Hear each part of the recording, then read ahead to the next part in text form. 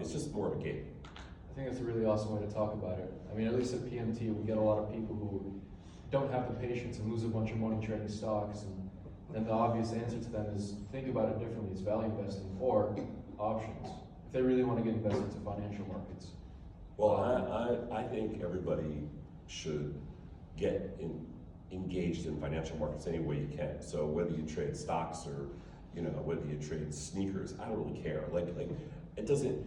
I'm a liquidity freak, so it makes no sense to me to trade things where the bid-ask spread is too wide. It makes no sense to me to trade things where the commissions and stuff like that is too wide. So trade stuff that has no fees and trade stuff that has tight markets, and trade as much as like you're all going to spend a lot of money on whatever your undergraduate degree is and then whatever your graduate degree is and everything else, which is totally fine. I'm 1,000% supportive of every kid going to school, networking, get as many degrees as you can. They're really valuable. But on top of that, to complement your education, what really differentiates you from other kids at other schools and other people that we've talked to, like thousands. I mean, we have, hired over 1,000 people in Chicagoland area in the last, I don't know, probably 15 years. It's what differentiates people for us are fast decision makers and people that understand finance. Like people that understand, like we don't care what you think the market's gonna do. Like that will just turn us off. But if you explain to us how implied volatility works, that interests us. If you explain to us why, if you can talk probabilistically, or you can talk statistically, or you can break down, a statistical model or a distribution curve, or you can explain it to us, we get very interested. If your math skills are strong, we get very interested. So for us, the whole thing with trading is, if you came to us and said, I really want to work here, I love trading, but I don't trade, ooh, that's a tough one for us to swallow. We're a firm that, unlike other firms, we encourage every employee to trade. We want everybody to understand our software, we want everybody to understand the markets, we want everybody to understand what customers go through. So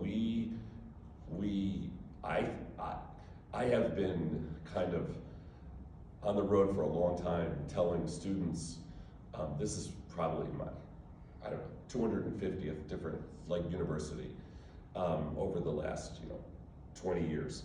And I would say that, I tell everybody, just trade and lose all your money. I don't care.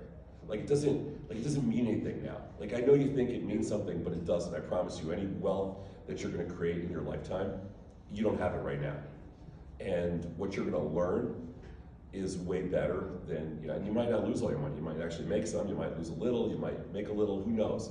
But whatever you gain from participating in financial markets and learning about market structure and how markets work and how today's technology works and all the different strategies and all the different kind of inputs and mathematical takeaways from it is crazy valuable, because what truly differentiates you from somebody else is your ability to articulate your skill set. So your ability to sit there and explain to me that, why you're different and why you're more interesting and why you have more potential is the most valuable thing you have. And until you've actually done it, you can't fake it, because we can see through it. So you can't fake it. I know my kids think I'm the biggest idiot in the world. I get that, but I'm not. And so we really do understand from just small things people say, who's able to differentiate themselves. So a lot of people here are probably looking to kind of break into trading. I'm curious to hear kind of, what is your opinion on the academics front? What sort of degrees and coursework should students be focusing on if they want to get into trading? What's really valuable for us, and it doesn't have to be any one of these specific things, but any one of them or in combination with each other is super valuable to us. I mean, for my team, just to give you an example, I have one physicist, one mathematician, 2 business students, a data scientist, so I go the whole kind of, and 1 engineer. And so I feel like, the math piece to it is really important. The data science piece to it is also really important because it helps us to be able to reuse things. The coding piece to it is also important, probably not as much to me as the other pieces, because everybody nowadays has some coding skills, but the coding piece is necessary. But I would kind of lean on, but we hire other people that are really good writers too. It's like, I don't want to say, I don't want to discourage somebody, because the ability to write and articulate and things like that, it's also important. But if I had to pick just a couple, I would say math, data science, and math, data science, and engineering. We never turn away a physicist, believe it or not, because we really find physicists to have brilliant minds for, I actually did an interview with, we have a segment on our show called Rising Star, and one of the guys that applied for it and got picked was a physics professor at Boston University, and he actually flew out to interview him, and really interesting guy, a little older, but super interesting, and so, and a physicist, and kind of all that stuff fit into, so, but we have a 27-year-old woman that works for me who's, who has her master's degree in physics and was going for a PhD, and we hired her, and she's brilliant, and, so, and she's really picked it up too. So, yeah, I would go that direction. It's really the sciences. So next question, let's talk about option strategies.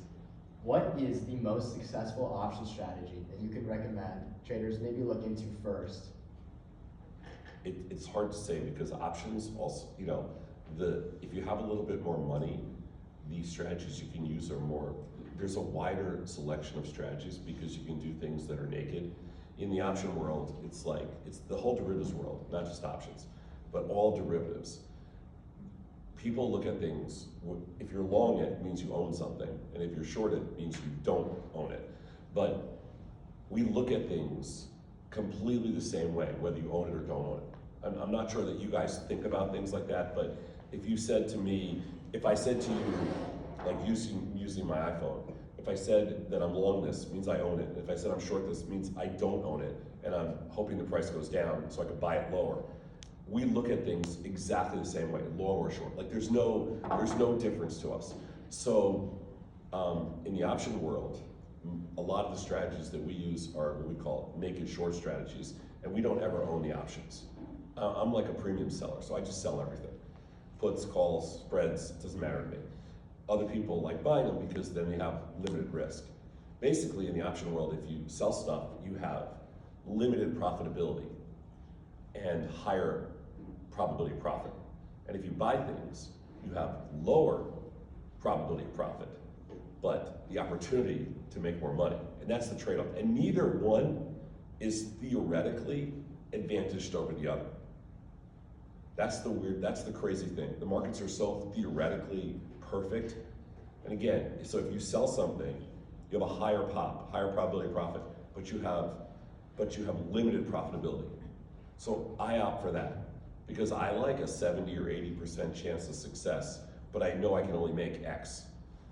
Other people much prefer, and the general public prefers to buy something and have unlimited profitability, but a much lower probability of profit. So they have the inverse. So they have a 30% chance of profitability, but they can make unlimited. And neither one has a theoretical edge. We'll argue that there's a mechanical edge, that's what we build our technology for, that's what we build a network for. So you can optimize your mechanics, you can optimize the way you trade. That's all part of what we call nuanced know-how. But there's no real edge. Oh, well, I wanted to talk a little, just one last remark on that thing that you were talking about before, the sciences and everything. It just kind of sounds like be really good at what you do. That just seems like the move, honestly. There's no best career path to do. There's no best major. I don't think there's a single best major or a single best career path, because that always changes. And what's great, this year, most of the people that I know who are crazy successful in business did not go to school for what they're crazy successful for. But what I will tell you is, this is the one piece of advice that just every chance, well, actually 2 pieces of advice. First piece is make really fast decisions. If anybody ever says to you, don't ever say to somebody, let me go home and think about it. Like in the business world, just make a damn decision right up front. And people love that. And the other, to me, that's the most important thing. And then the second most important thing is every chance you have to take risk. And this is, I think, what I learned on the trading floor, but I think I've always been this way. Every chance you have to take risk, especially at your age, like especially in your early 20s, just take the risk. Like this doesn't mean stupid stuff, like don't, not talking about jumping up bridges or that kind of stuff. I'm talking about if you have a decision to make and you're like, oh man, that sounds too risky for me, like the payout has to, the reward has to equal the risk that you're taking. Like there needs to be a relationship between the risk you're taking and whatever the potential reward is. But if the potential reward is worth it, take the risk. Like one of the things that we've done for the last 40 some odd years is every time we've had an opportunity to do something, we do it. No matter what. Like I know that sounds crazy, but we actually do it. Every single time that anything even reasonable comes across, we do it. As long as we can afford it, as long as it, as long as it just is legal and all that other stuff, we just do it. And lots of them turn out to be really bad. But the good ones turn out to be really good. I did a tour for a year about 5 years ago around the country. Every year we do I do 25 public events where we have 500 or 1,000 people come and we just do this. It's just our own events. For one whole year I did a tour called the Bad Trader Tour. And the Bad Trader Tour was myself and a couple of the people that work with me talking about every single losing, horrible investment we've made in our lifetime. That's all we talked about, was just all the crazy losing investments. And I have such a funny slides of almost 40 different horrible investments that I made in my lifetime. And it's like everything from restaurants to tech platforms, to professional wrestlers, to all the craziest stuff, to oil and gas wells that didn't exist. It's just like a list that goes on, and people are just in the audience laughing. But I don't know if I hadn't done all those stupid things, if we would have ever accomplished all the cool things that we really built. And I think you need to take as much risk as you can at every single point in your life, starting when you're in your early 20s, and never stop. Otherwise, I'm telling you, you're gonna close your eyes when you're 23 years old, and you're gonna open them the next day and you're gonna be 53, and you're gonna go, where the hell did my life go? So just take as much risk as you can. It's an awesome thing to talk about. You did a great job talking about that. So I actually want to go back to pop, just to clarify. You're hung up on this pop thing. The pop, that's because that was the one thing that you had at Tasty that was different than all the other platforms. Could you explain to the people what pop Yeah, is, by the way? let me explain. So the probability of profit, the definition is the probability to make at least 1 penny on the trade. So just at least 1 cent is the probability of profit. You have this other one called P50, Yeah. probability to make 50% or max 50% of your profit. So we wanted to know is how do you decide which tools and features to prioritize for development, and are there any new things such as the back tests on your platform that are coming out? There's actually a ton of stuff. If I could get our developers to type faster, we could have more stuff. It's constant battle of regulatory requirements that we're trying to meet with all the different front-end stuff we want to launch. But I'll tell you a quick story. So after all the years on the trading floor, we never really thought about things in terms of probability profit. And we were building Thinkorswim about 25 years ago. One of the guys that I hired to build our math models was a University of Chicago, crazy math geek, whatever you want. I don't even know what to call him. He's one of these guys that gets his PhD in Latin just because he was bored, crazy smart. And so he's sitting around one day and he goes, let's create a probability profit. And we're all like, what is that? I mean, this is only 25 years ago. And he's like, probability profit is the probability of making 1 penny. And we're like, how are you gonna do that? And he's like, he looked down at us, he's like, God, you guys are dumb. And he coded it up in a couple seconds. And that was the introduction of probability profit, which all these things have become industry standard now. But back then, we just, we made up the names for all these crazy spreads. We were just having fun. and it all kind of came together. But the probability profit was something that we've used kind of exclusively at Tasty and at Dickerson and Tasty for the last 25 years. Yeah, I love the names like zebras, crabs. Yeah, And well, I remember every time I mention zebra to an interview, they always go like, "What is that?" I'm like, "Oh, synthetic long claw." yeah. Well, some of the women that work with me were also floor traders, and so they came up with a bunch of those names. And That's awesome. yeah, the core team kind of has been together for a long time. So So you've given us kind of a lot of amazing advice, and I know this can be kind of like a tough question because there's a lot of things you take it here Sure. from. I guess kind of like, what's your biggest piece of advice for students that want to break into trading? well, I just kind of told you, like it's quick decision making and it's taking risk. I mean, you've got to network. Like to me, this is a networking event. Like I think people. I don't know if it's like a post-pandemic thing or I'm not really sure. Like because it's been a long time for me out of the loop, but there seems to be a lot fewer networking events now than maybe there was 5 or 10 years ago, and I feel like people really miss out on the just bullshitting with other people and meeting people. I've tried to engage thousands of kids over the years to just keep doing this and in multiple countries. We just did a tour through all of UK, Ireland, Scotland, Mexico, like saying everybody's the exact same as you guys. I mean, literally the exact same. They all want to trade, they all want to do, they all want to get into finance, but there's nobody out there like networking. They're like, this is cool. Like, we do live trading, we do whatever. And I really think it's just, get out there, you start talking about it. Your true differentiator is your ability to articulate the things you know. And I just don't think that young people have enough of a chance to really talk about finance with anybody. It's just hard to find other people to talk to. I mean, there's only, you'd be surprised the number of universities that don't have programs like this where you can meet, do things. It's a little scary. There's some schools that have unbelievable trading, trading groups and like I've done a couple shows at University of Central Florida. They have an amazing stuff. University of Idaho, University of Pittsburgh. I mean, there's Notre Dame. There's some schools that really have some amazing setups. But then there's lots of other schools that like even University of Illinois doesn't have much. It's weird. And that's probably our #1 recruiting school for engineers.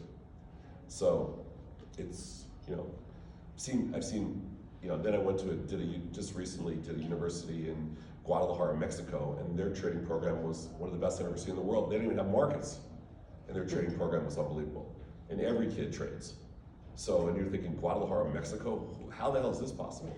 And it's, and it's amazing. So, that's kind of, I think the networking aspect, the ability to talk to other people, tell your story, just bullshit about markets and trading. Now for me, it's easy to say because I've been doing this for 40 years with all my own friends every single day, and that's all we ever talk about. So we're pretty bad in that regard, but whatever. So yeah, the Tasty Lives events, I went to one in 2022. I think it was the Bad Trader event in House of Blues, and that was awesome. I was like the only young guy there, so I was questioned a lot for sure. Good. But our question is, and maybe as somebody on the board as well, and all of our board members, we want to know what strategies are like most effective in building and maintaining a community. A community. Mm-hmm. Just like your Tasty Live community. Yeah, I think it's just, getting together and just talking about, I mean, you're doing it today. This is a really good kind of thing, stay away from the salesy stuff and things like that and just get people in the room, just like, to get you excited about, finance. I don't know all the different programs that are offered, at Depaul. Like, I don't really check on that before I go to some school or something like that. I love entrepreneurship. Is there an entrepreneurship degree here? There is, okay. I figured, but I just wasn't sure if it was undergrad or grad. But, I like all of those, I kind of like all those different groups of students that are interested in finance, but also entrepreneurship, and students that are interested in business that, you know, want to end up at a large, you know, financial institution. And you know, when you enter the workforce, it doesn't really matter where you start out, because you just need the experience, and you need networking experience, and you need the work experience on your resume. You know, you just need to get started. Like, don't be picky. Chicago is the best city in America for finance. Like, this is the derivatives capital of the world, and there is no better place. There's no better place in the universe to get started in finance than Chicago. All the high frequency firms are here. Every major big financial service company is here, and we have an incredibly diverse economy. And so this is, you know, America's best city for people that want to start out in finance. It's competitive as hell, because kids from all over the country want to come to Chicago, but this is the best place and you're here. So, you know, don't take that for granted. Alrighty, we kind of have ended our line of questioning, so we're gonna give the next one. Do you have anything? Yeah, I have some lines of questioning. Let's talk about AI, let's talk about ML, Sure. let's talk about deep learning. Sure. What do you see from your professional perspective, especially as an entrepreneur? Where do you see that taking the industry?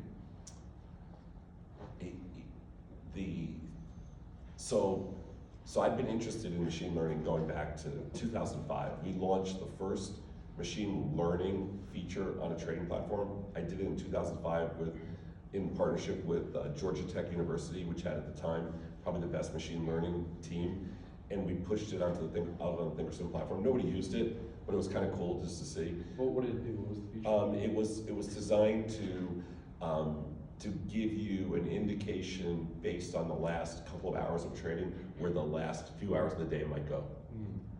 It was essentially the old argument that a bee could tell you where the honey is type thing, and it was the same kind of approach that based on certain, the machine learning tools would pick up certain patterns. I'm not a technician, so I don't really believe in technical analysis. So it bothered me, but I had to prove that it didn't work. It was like a regression on the last couple of hours. Yeah. Doing this. And so we launched it, and that was almost in 2005, it was 20 years ago. Since then, we've very much committed to AI, the last couple of years. But the problem is in trading, markets are too efficient. AI is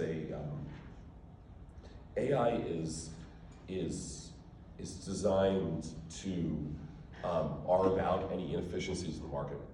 And if you don't have any efficiencies, then there's nothing AI can do. So for example, if you take $100,000 worth of a stock, like let's say Apple, the market is less than $1 wide on $100,000, meaning the bid-ask spread is $1.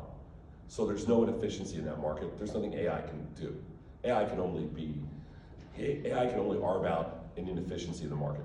So in the world of finance, we're limited to what we can do with AI other than like helping to support customers, learning tools, things like that.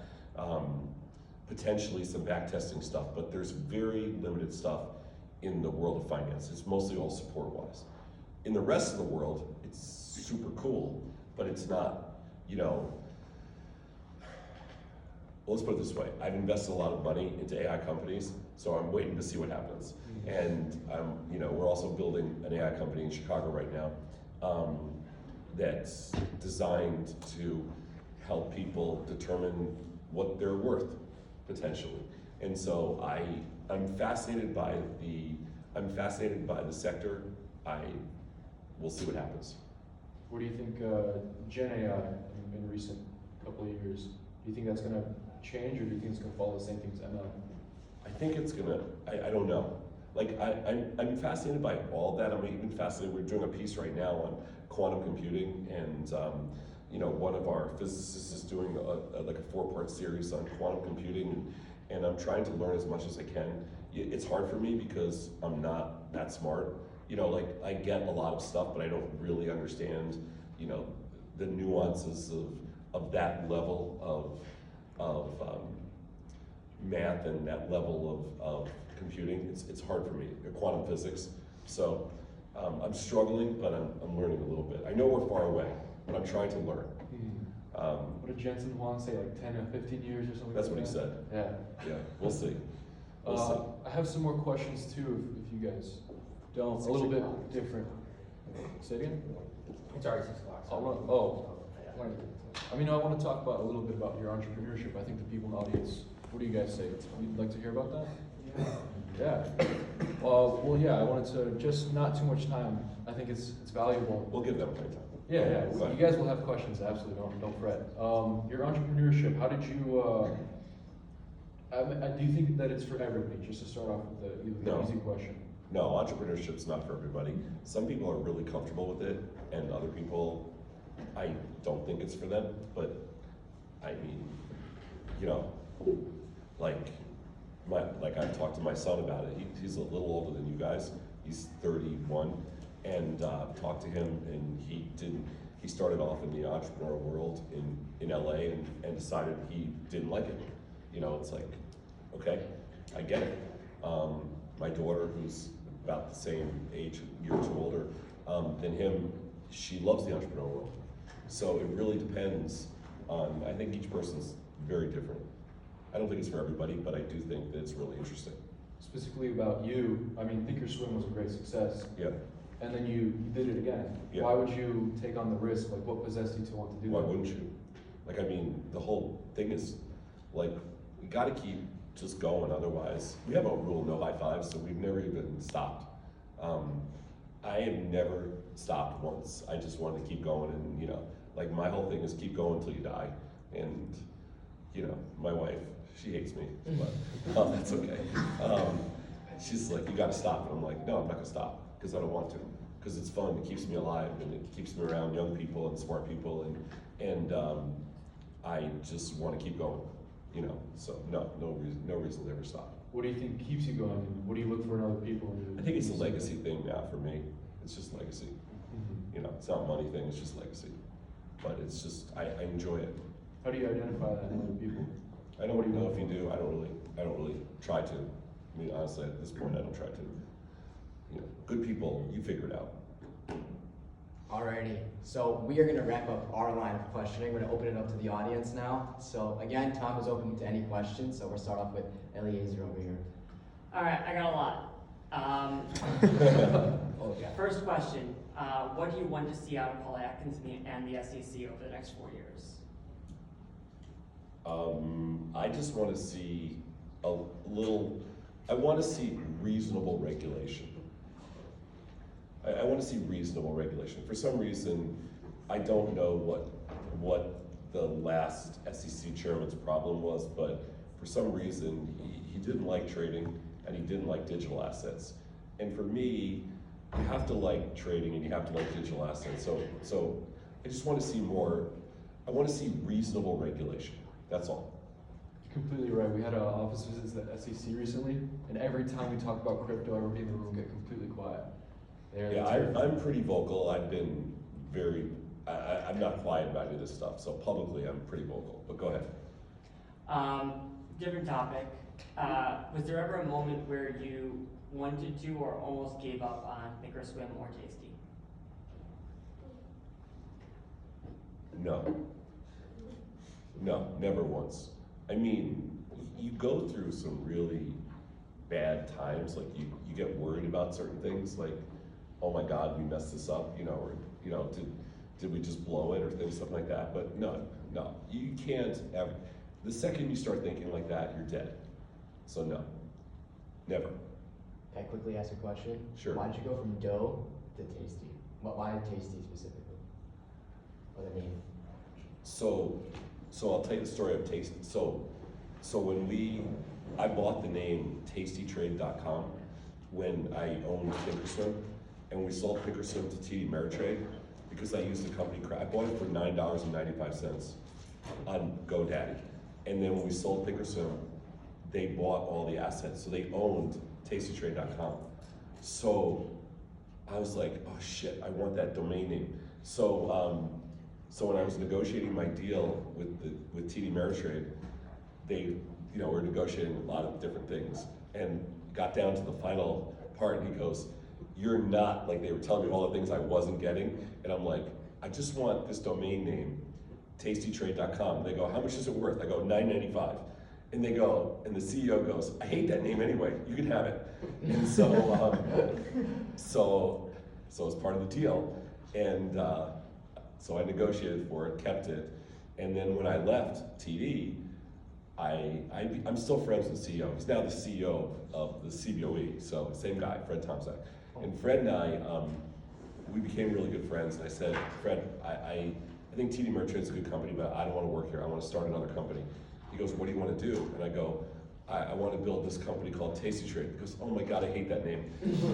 And he goes, but I think, he goes, I want to invest in anything you want to do.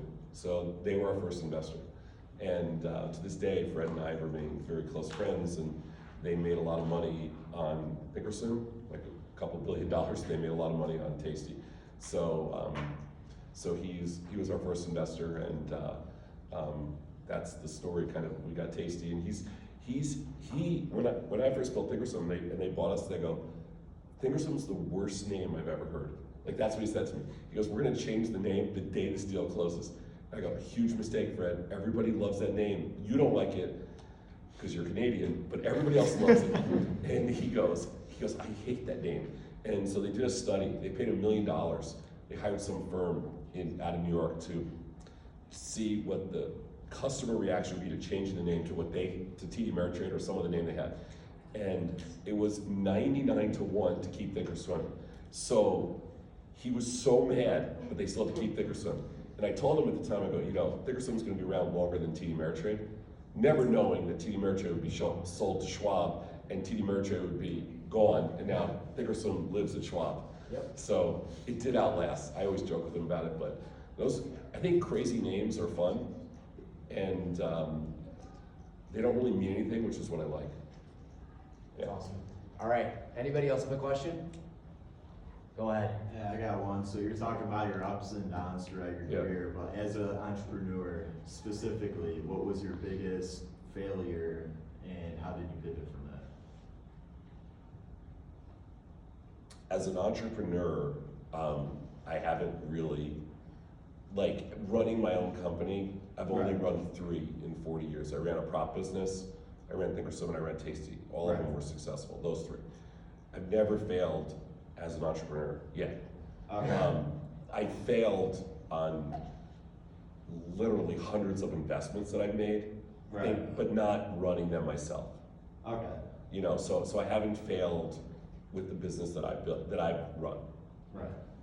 Maybe my next one, who knows? Yeah, but no, I haven't failed yet. That's awesome. Sure.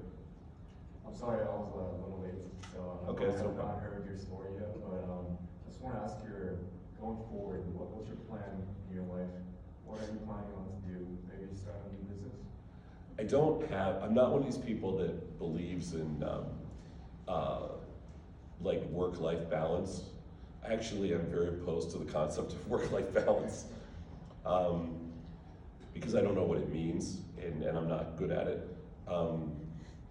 I plan to stay here as long as I'm having fun, because that's kind of what I do now. I'm just working on building, I have a big following around the world, so I'm kind of like a face of the company, that kind of thing.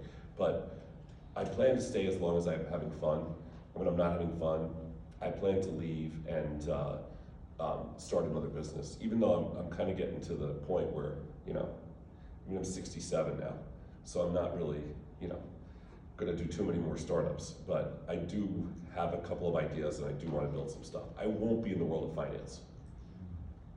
Would you be willing to share with us some ideas? I'm building an AI company right now, and it's in the world of entertainment.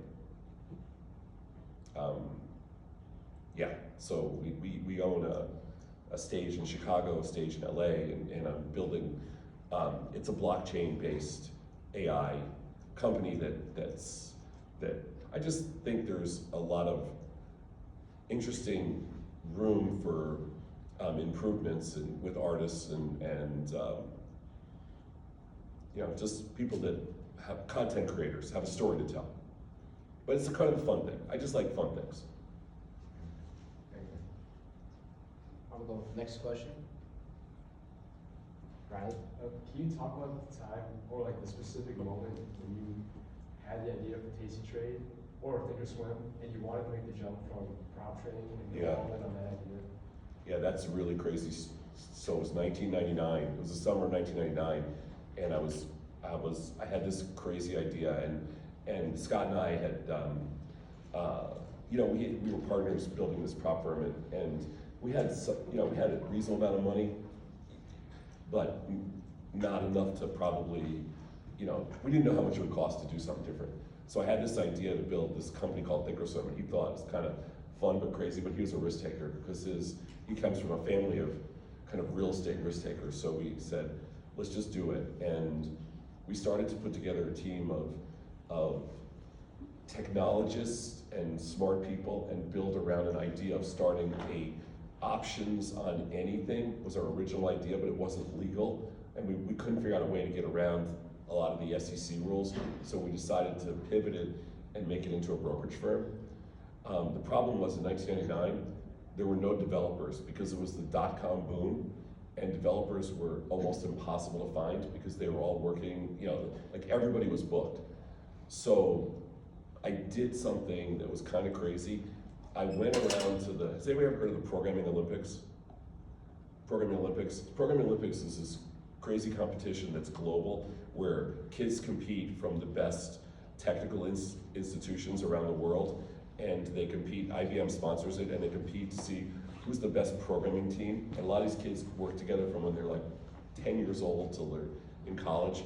And so I went to a bunch of Programming Olympics to meet like young developers, and I found a group of kids from St. Petersburg, Russia, who were just getting out of school, who wanted to take a shot and build their own dev company. And so I sponsored 4 kids in a garage in St. Petersburg, and we smuggled some servers in their suitcases from Chicago back to St. Petersburg, and we basically built a platform in an unheated garage in St. Petersburg the first time. And we tell the story because it's really interesting. These 4 kids, I mean, they weren't just like normal 4 kids. They were the second or third best programming team in the world. Like incredibly brilliant, off the charts. But it was the end of the Cold War. It was a weird time, and today that firm has 1,400 developers all around the world. We started with 4 kids in a garage. They have 1,400 developers all over the world, and they're the biggest fintech dev firm in the world. But we started with 4 kids, and smuggled everything over. Went back and forth to St. Petersburg a million times. They came over here, and we built Thinkorswim, and that's how we started. And everybody thought we were out of our minds, and I'm not kidding when I say that. They thought we were out of our minds. We built Tasty. It was a little easier because we were able to raise money because of our success. Once you've had some success, it's easier to raise money the second time and third time. Sure. So I wanted to ask regarding more of the technical side of the industry. I'm currently a software engineering major at UIC. Okay. With a background in cybersecurity. I'm planning to possibly pivot to some sort of other division within computer science. I wanted to ask you what type of skills, what type of attributes do you look for in your programmers? So I don't do those interviews. We have a fairly, it's a pretty rigorous test. We are one of those firms that give you a series of questions that are impossible to answer. And what they're looking for is just, how your brain works logic-wise. And that's the process we use.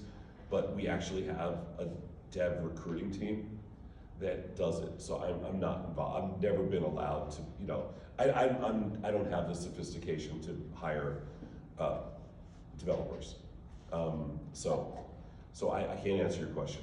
But we do have a pretty complicated process, and it's really just, it's an intellectual test. And that's how I think that's about 80% of it. You know, they obviously want people that are good communicators and things like that, but I think for the most part for us, there's very specific requirements on the deaf side. Sure. Hi, I was just curious because I know you were mentioning earlier that you were interested in political science and Yeah. you switched over to finance. That's kind of me right now. So right now my plans are to go to law school. But Sure. I also don't want to let go of the idea of even like getting myself involved in finance. So my question is like what interested you? I know you talked very little bit about it, but like what kind of pushed you to your career now? And it's Well, just first of all, I needed a job, you know, so that was one thing that pushed me. But there are opportunities in finance for people that, you know, like we have in-house counsel that, you know, there are plenty of securities attorneys and that are really good, that specialize in like, you know, in regulatory law, that specialize in SEC, you know, law. I mean, half our professional bill is litigation. You know, I mean, every firm deals with it. The fines from the regulators are just absolutely brutal, and fighting that is, you know, it's a big part of it. Compliance, we have lawyers on our compliance team. So, you know, the only people we don't have in-house are litigators, but everybody else is, you know, so we have a legal team in-house. So there are plenty of lawyers in the world of finance. I don't know if that's something that interests you or not. It's a little more specific. I've been using the same regulatory attorney for 35 years, and she's a Northwestern grad, and she's, you know, she's basically built her whole career around regulatory law. So there are plenty of opportunities, and there's not, you know, there's not that many women in that space, and I think they need more. So, I mean, I think there's probably a lot of opportunity. Yeah, of course, and I definitely, if I have the opportunity, I for sure want to go to Northwestern as well. Maybe my contact. It's a great school. Yeah, I know. Yeah. It's a dream school of mine, but thank you. Yeah, my sister went there. Oh, Law school. sorry? My sister went to law school there. Oh, really? Yeah, Oh, okay. but she's a litigator, so go ahead. Yeah, Thank you. I have two questions. sure. As an executive, you might have come to a lot of like important decisions. How do you stay calm under pressure? The second question is, what keeps you at night? What keeps you what? What keeps you stay awake at night? Like, what do you think about at night? Like, what makes you like, this is crazy? Well, I don't really sleep much anyway, so a lot of things keep me up at night. Yeah, sleep's overrated, as I like to say. You know, I don't think decisions scare anybody. If you achieve a certain level of success, or even if you don't, I think people should just make your decision and stick with it. You're probably gonna be right. Most of the time, you're always gonna be right. And you've gotta just learn how to make decisions and not overthink it. So, you know, like I'm always around very fast decision makers, because that's what most traders are, really fast, almost to the point of being stupid fast. So that part of it's easy. And you'd be surprised, most of the time you're right. What keeps you up at night, not the things you think of, not the things, you know, that you would think, not work-related stuff. I mean, I don't worry about that. You build, if you're a good person and you build good stuff and you treat people right, life's usually pretty good to you, you know? You get what you get out of life what you kind of put into it. If you're good to people and, you know, you just, like, we have a good faith model. It's a kind of a goodwill, good faith model, which is, like, we give away everything. Like, we don't charge for anything. Our content's free, our show's free, everything we've ever done is free. We don't charge for one thing. Our technology's free. And all we ask is like, hey, we'll tell you everything we know. You know, use our stuff. You know, use our brokerage. We only have one source of revenue. But that one source of revenue is worth a lot of money. And so that's our model. And everybody told us that model will never work.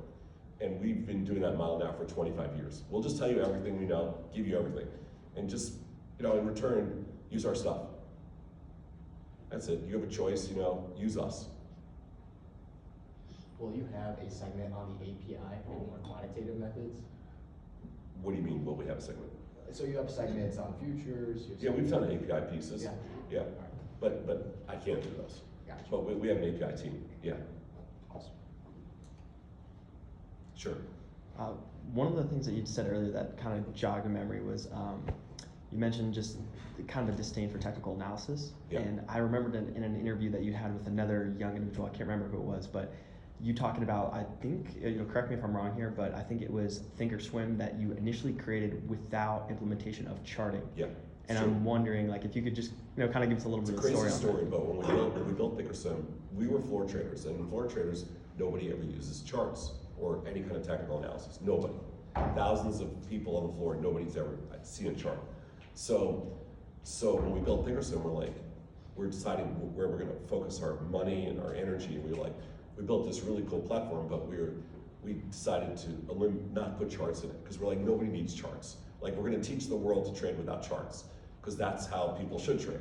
Trade with the quantitative side, you don't need the charting side. And we got such crap from everybody, like, you can't build a platform without charts, you can't do this and that. So I'm like, oh God, okay. So we had to build charts. So eventually we just decided to go out and build charts. And we built a whole charting platform. I see. When, if you don't mind for the part two, just like, were you thinking in terms of your experience back on the floor, like just looking at order flow, or like how did you expect people to trade based on the Yeah, information? we were thinking of everything but technical. Like we literally never used a chart ever. And when people said you have to have charts, we're like, for what? Like, we thought we were using them for like pictures. Like 20 years of my life I spent trading, I never used one chart. And none of us did. So I made a deal with Tim Knight, who became my friend, who's still with us today, back in 2000, because he had built a charting platform. He actually built the first, startup in Palo Alto. Like, before Facebook was there, like, he had this space across the street. And he built something called profit charts. They were in Java. They were actually written by the guy that Chicago entrepreneur who was going to Arizona State University. I can't think of his name. He's the guy that started, oh my God, it's a big, I'll think of it in a couple seconds, but it's a huge software platform. And he's a really successful entrepreneur, but it's a small world. And Tim built this platform, we licensed it from him, and then we built our own platform on top of it, which took about a year to build. And it became one of the best charting platforms out there, but I didn't know. It's a true story, we didn't build it. We had no idea. We just were set in our own ways, and we refused to look at anybody else's platform. We were really stubborn. We were pig-headed, we were egotistical. We just had our own vision of what the world should look like.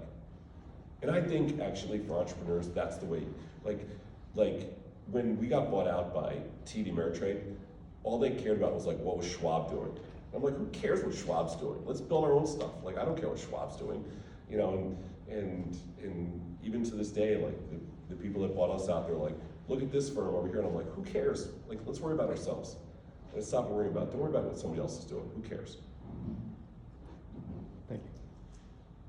Any more questions? Okay, so we're gonna go ahead and wrap this up.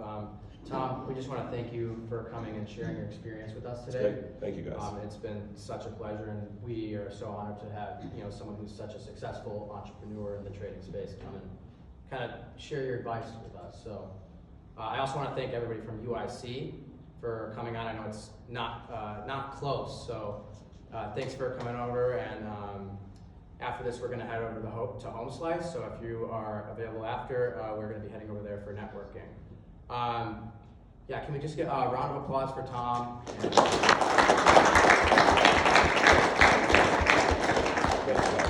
Thanks.